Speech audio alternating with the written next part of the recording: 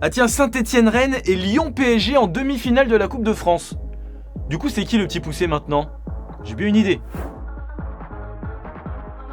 Ah mais je voudrais pas vous influencer par contre.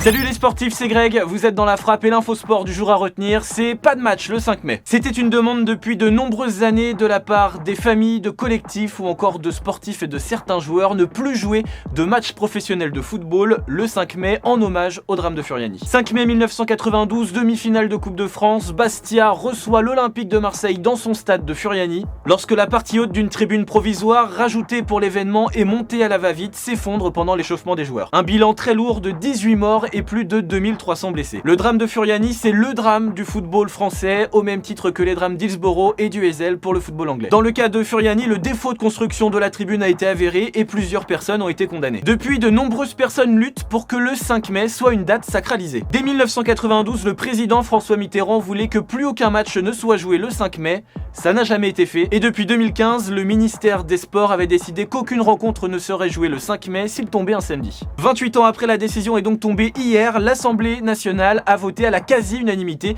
une loi en faveur du fait que plus aucun match professionnel ne soit joué le 5 mai. Il ne reste plus maintenant au Sénat qu'à l'approuver. Parce que c'est important de se souvenir et de ne jamais oublier que ce jour-là, 18 personnes ont perdu la vie et des milliers d'autres ont vu la leur changer du tout au tout, du jour au lendemain, simplement pour être allé voir un match de football. Alors, pas de match le 5 mai.